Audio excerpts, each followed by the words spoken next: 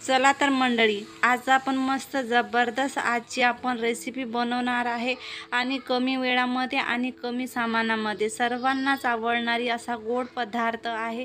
तसा तर आपण दिवाळी दसरा अशा छोट्या मोठ्या सणांना बनवून तयार करतोच, पण जर घरामध्ये गोड खायची इच्छा जर झाली तर ही फटाफट बनवून तयार होतो। खायलाही खूप टेस्टी, हेल्दी आणि एकदम परफेक्ट आजची रेसिपी बनणार आहे। सर्वांनाच आवडतो गोड खायला, तर मुलांना तर सर्वात जास्त आवडते ही रेसिपी, त्यांच्यासाठी परफेक्ट आहे। शुगर फ्री जे लोक आहेत आणि ज्यांना डायबिटीज नाही त्यांच्यासाठी परफेक्ट ही रेसिपी आहे। लवकरात लवकर बनवून खा, तुम्हाला सुद्धा ही आवडेल आणि आजची रेसिपी जबरदस्त बनणार आहे। तर एंडपर्यंत पाहत राहा। चॅनलला नवीन असाल तर please please please like share subscribe करणं बिलकुल विसरू नका। तर चला, इथं मी घेतलेले आहे 2 कप, एक मोठा कप आणि त्याच्यामध्ये दुसरा जे सेकंड कप राहते हे 2 भरून घेतलेले आहे। तसे मी मापानं जर घेतले तर 200 ग्राम 1 कप आहे आणि एक 100 ग्राम आहे। तर असे 300 ग्रामची आज आपण बर्फी तयार करणार आहे। तसं तर उन्हाळ्यामध्ये मस्त इथं शेंगदाणे आपल्याला मिळतातच, मुंगफली मार्केटमध्ये येतेच।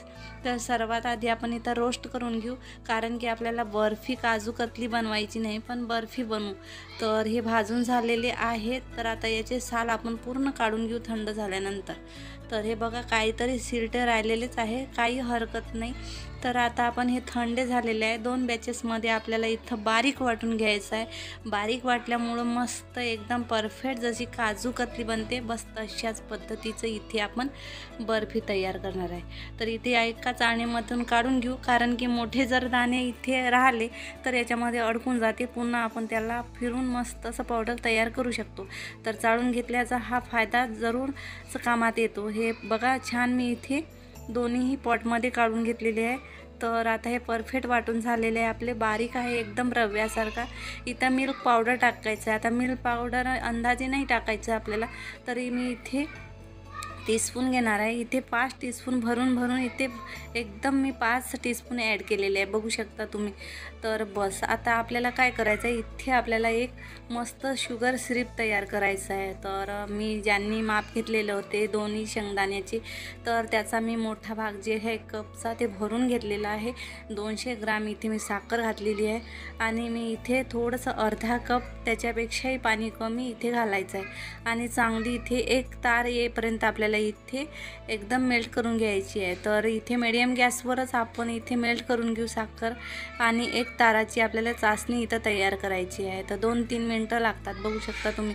जर वरून असं आपण त्याला फिरवत राहिलं ना तर हे शेवटचा जे एकदम थेंब आहे, एकदम तार तुटत आहे, तुम्हाला दिसत असेल। परफेक्ट इथं आपली चासणी जी आहे, शुगर सिरप जे आहे तयार झालेलं आहे, बघू शकता तुम्ही। हाताला जर घेतलं तर ना अशी चिपचिपी इथं एकदम परफेक्ट आहे। तर आता इथे आपण शेंगदाण्याचा जे कूट केलेला आहे बारीक, ते इथे ॲड करून घ्यायचं आहे आणि मीडियम गॅसवर आपल्याला कंटिन्यू इथे एकदम गोळा बनेपर्यंत फिरवत राहायचं आहे। तर बघू शकता तुम्ही, इथे मी थोडीशी इलायची पावडर घातलेली आहे। तुम्ही इथे केवडा एसेन्ससुद्धा घालू शकता, रोज वॉटरसुद्धा घालू शकता। तर मी इथे परफेक्ट घातलेली आहे आणि इथे आपल्याला फिरून फिरून गोळा तयार करून घ्यायचा आहे, बघू शकता तुम्ही। एकदम जबरदस्त लागतो खायला ही बर्फी आणि बनवायलाही खूप सोपी। नॉनस्टिक तवा किंवा नॉनस्टिक कढई घेऊन त्याच्यामध्येच बनवा। हे बघा, आता आपल्याला गोळा बनतो की नाही बनतो हे बघायचं आहे, पण थंड होऊ द्या, कारण की हाताला चटके लागायची शक्यता राहते, कारण की मुंगफली जी आहे शेंगदाणे पुन्हा हे ऑइलीच राहते, त्याच्यामुळं आपण इथे एकदम थंड झाल्यावर हे बघा छान असा गोळा तयार होतो परफेक्ट। तर आपली जे आहे बॅटर परफेक्ट तयार झालेलं आहे, बघू शकता तुम्ही। तर इथे आता गॅस बंद करायचा आहे आणि इथे थोडंसं तूप घालायचं आहे, हाताले लावलं तरी चालेल। तर हे बघा, मी 2 याच्यात डिवाईड करणार आहे, एक कलरमध्ये बनवायचा आहे आणि एक वाईटच ठेवायचा आहे। तर इथे एवढं गरम आहे की हाताला चटके लागत आहे, पण सर्व काम हे जे प्रोसिजर आहे आपल्याला गरम याच्यामध्येच करायची आहे, त्याच्यामध्ये कसं सेट होणार आहे आपली बर्फी। तर मी इथे 1 टीस्पून, इथे 1 चुटकी इथं घातलेली आहे ग्रीन कलर, छान इथे मळून घ्यायचा आहे। इथे एक पॉलिथिन घ्यायची आहे, कोणतीही घेतली तरी चालेल। तर इथं स्वच्छ धुवून घ्यायचं आहे आणि इथं तुपाचा हात लावून घ्यायचा आहे आणि त्याला रॅप करायची आहे, जिथं आपल्याला ठेवायचं आहे आणि पोळीसारखी लाटून घ्यायची आहे। तर मी दाखवते तुम्हाला, हे बघा छान इथं एकदम आपल्याला लंब्या भागामध्ये पोळी लाटून घ्यायची आहे। तर हे बघा छान इथं मस्त बर्फी बनवायसाठी आपण जसा शेप देतो तशाच पद्धतीचा. तर आता ही बाजूला ठेवायची आहे आणि इथे आपण ग्रीनची जी आहे लेयर ते बनवायची आहे आपल्याला, बघू शकता तुम्ही. बस इथे थोडासा मळून घ्यायचा आहे. गरमच आहे, हाताला चटके लागतात, गरमागरम राहते तेव्हाच करायचं आहे आपल्याला हे प्रोसिजर. बस थोडासा शेप द्यायचा आहे आणि तशाच पद्धतीची इथं पोळी लाटून घ्यायची आहे एकदम लंब्या आकारामध्ये. त्याच्यामुळे मस्त बर्फीचा जो शेप आहे परफेक्ट येतो, काहीच वेळ लागत नाही आणि काहीच इथे टेन्शनवाली गोष्ट नाही आहे. एकदम सोप्या पद्धतीने आपण इथं लाटून घेतलेली आहे, बघू शकता. तर आता आपण दुसरी पोळी जी आहे याच्यावर ठेवायची आहे.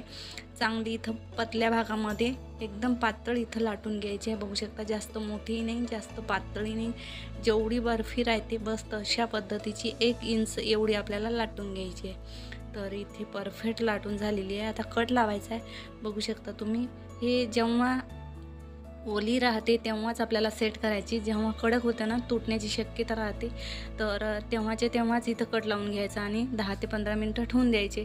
परफेक्ट इथं आपली बर्फी तयार होऊन जातो. जेव्हा आपण सेट करण्यासाठी ठेवतो ना तेव्हा आपण कट लावल्या जात नाही, तुटून जातात.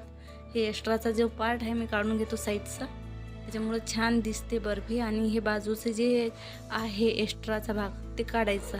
एकदम आपल्याला बर्फी जशी हवी तशीच आपल्याला इथं मिळणार, बघू शकता. मी इथं बदामचा जो आहे काप इथं डेकोरेट केलेली आहे आणि परफेक्ट इथं बर्फी तयार झालेली आहे, सेट झालेली आहे रूम टेम्परेचरवरच, बघू शकता. एकदम गरमागरम मस्त बर्फी, एकदम छान, खायलाही खूप टेस्टी, हेल्दी आणि कमी वेळामध्ये बनणारी. हा कधीही एनी टाईम ही बर्फी बनवून तुम्ही तयार करू शकता.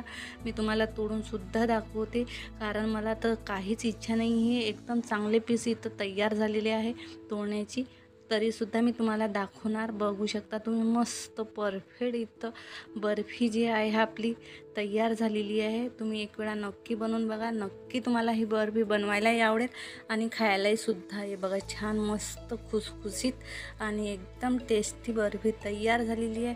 इथे तुम्ही लेअरमध्ये बनवा किंवा साधी बनवा, इथं काजू कतली बनवा, जशी तुम्हाला आवडत असेल तसा इथे शेप द्या, एकदम जबरदस्त बनेल. आणि इथे कमीत कमी आपण 1 महिना इथे स्टोर करून ठेवू शकतो, अशी आपण बर्फी तयार केलेली आहे. बघू शकता मी जे डब्बा राहते बर्फीचा त्याच्यामध्येच सेट करून ठेवणार आहे. आवडली असेल तर please please please like share subscribe करणं बिलकुल विसरू नका.